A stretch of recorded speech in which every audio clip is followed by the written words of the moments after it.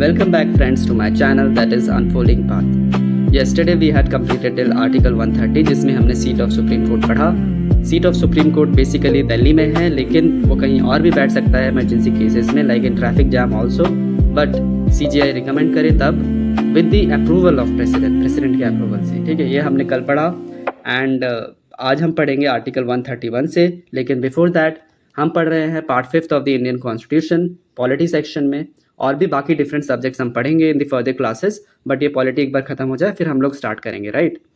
फिर हम लोग हिस्ट्री स्टार्ट करेंगे। सो अभी पॉलिटी में ही हम लोग part 5 of the Indian constitution पढ़ रहे हैं, जिसमें चैप्टर 4 पढ़ रहे हैं सुप्रीम कोर्ट। आर्टिकल 124 से लेकर आर्टिकल 147 तक है, जिसमें 130 तक हमने कंप्लीट कर लिया है, और आज हम लोग स्टार्ट करेंगे विद आर्टिकल 131।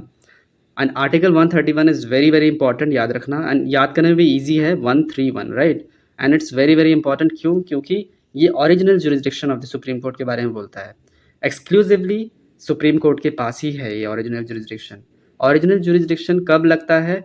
कुछ केसेस हैं, केसेस इन द सेंस कुछ क्राइटेरिया है। पहला है कि जब भी कोई भी डिस्प्यूट हो रहा हो government of India that is union and एक से ज़्यादा स्टेट्स के बीच में, तो फिर ये ओरिजिनल जुरिस्डिक्शन लग जाता है ना। या फिर बिटवीन गवर्नमेंट ऑफ और एनी स्टेट, दोनों के बीच में, यूनियन और सेंटर और स्टेट के बीच में अगर डिस्प्यूट हो रहा हो तब भी वो ओरिजिनल जुरिस्डिक्शन में आ जाएगा। ठीक है, या फिर बिटवीन टू और मोर स्टेट्स, या फिर दो से अधिक स्टेट के बीच में डिस्प्यूट हो रहा हो तो फिर वो ओरिजिनल जुरिस्डिक्शन में आ जाएगा। And it is exclusively for the supreme court. ठीक है, याद रखना। सो सुप्रीम कोर्ट के पास ही एक्सक्लूसिव राइट है of the original jurisdiction which comes in disputes में आता है between government of India, one और more states, government of India या फिर एक से ज़्यादा state on the other side, या फिर एक स्टेट या फिर एक से ज़्यादा state on the other side, दो से अधिक स्टेट्स के बीच में, है ना। लेकिन कुछ एक्सेप्शंस हैं, 2 एक्सेप्शंस हैं। अगर वाटर डिस्प्यूट हो रहा हो, like for example Kaveri water dispute जो चला आ रहा है, राइट, सालों दर सालों हम बचपन से पढ़ते आ रहे हैं कावेरी वाटर डिस्प्यूट। ठीक है, तो ये जो वाटर डिस्प्यूट है सुप्रीम कोर्ट ने डायरेक्टली बोल दिया कि ओरिजिनल जुरिस्डिक्शन में नहीं आएगा। आप लोगों का स्टेट का मैटर है, आप लोग खुद ही संभालो, we can't bear it. So water dispute doesn't come under original jurisdiction, बहुत इंपॉर्टेंट है। ठीक है, and even pre constitutional treaties, मान लो कॉन्स्टिट्यूशन जब बना था उससे पहले कुछ ट्रीटी हुई होगी स्टेट या सेंटर के बीच में, या सेंटर या स्टेट के बीच में, या स्टेट या डिफरेंट स्टेट्स के बीच में, तो फिर उस मैटर में भी सुप्रीम कोर्ट ने डायरेक्टली बोल दिया है कि ओरिजिनल जुरिस्डिक्शन में ये मैटर भी हम लोग नहीं संभालेंगे, आप लोग ही संभालो। ठीक है, so these are the 2 exception जिसमें सुप्रीम कोर्ट अपनी नाक नहीं अड़ाएगा। ठीक है, दिस इज़ पूरा एकदम क्लियरली सुप्रीम कोर्ट ने बोला है। ठीक है, फिर आर्टिकल 131A जो है क्लॉज ए, ये इंट्रोड्यूस हुआ था 42nd constitutional amendment act of 1976, जिसमें सुप्रीम कोर्ट को एक्सक्लूसिव एक अथॉरिटी मिली थी to determine the validity of the central laws. ठीक है, and it was further repealed by the 43rd constitutional amendment act of 1977। 43rd constitutional amendment act के तहत उसको वापस हटा दिया गया था। ठीक है, so this is what all about article 131। अब हम आते हैं article 132 which talks about appellate jurisdiction, है ना। Article 132 talks about appellate jurisdiction of the supreme court. ठीक है, सुप्रीम कोर्ट के एपेलेट जुरिस्डिक्शन के बारे में बात करता है। एपेलेट मतलब क्या होता है?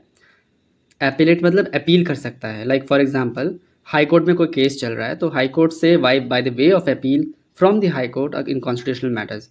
तो एपेलेट जुरिस्डिक्शन वो 3 मैटर्स में होते हैं, कॉन्स्टिट्यूशनल मैटर्स में, सिविल मैटर्स में और क्रिमिनल मैटर्स में। तीनों का अलग अलग आर्टिकल है।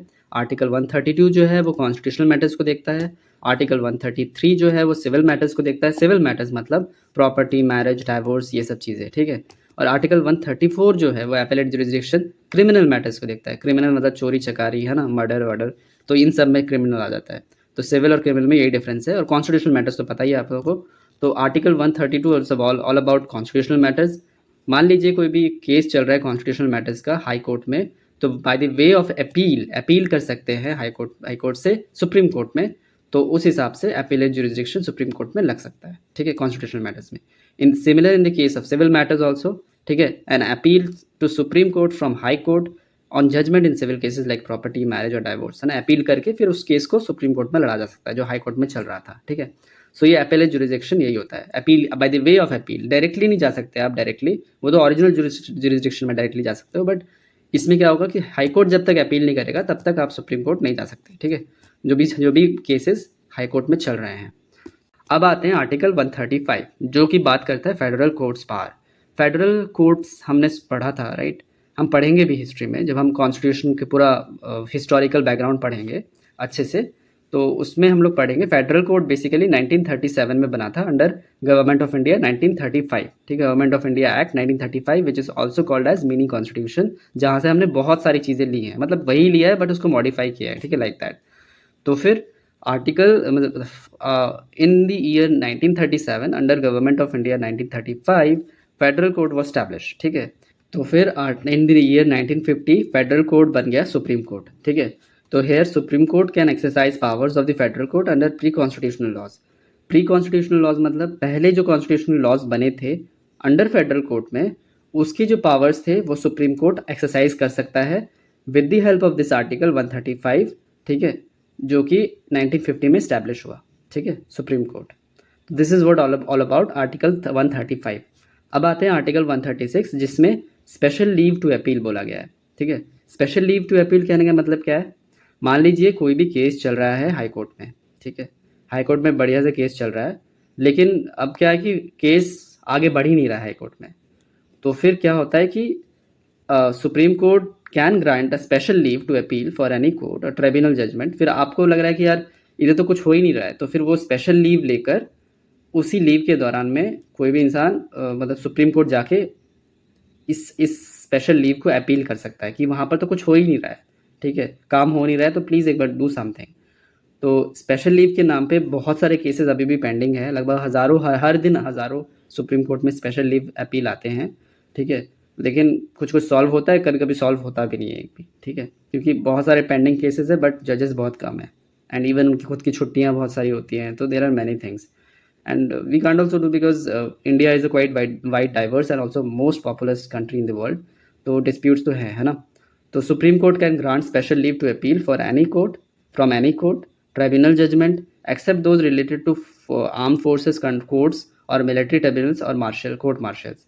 इनको छोड़कर बाकी जितने भी ट्राइब्यूनल जजमेंट्स होते हैं, कोर्ट होता है, different courts, district court, high court या फिर ट्राइब्यूनल जजमेंट्स होते हैं, उन सब से स्पेशल लीव अपील ले सकता है, ठीक है, supreme court.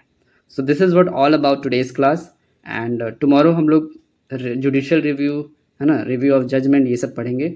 But before that let me know in the comment section कि आप लोगों को क्लास कैसी लग रही है, and also give the answer of this question कि जुडिशियल रिव्यू हमने कहाँ से बोरो किया है। I know you can see it but try to learn it, and also give me the comments in the comment section whatever you have learned and how you are liking these classes.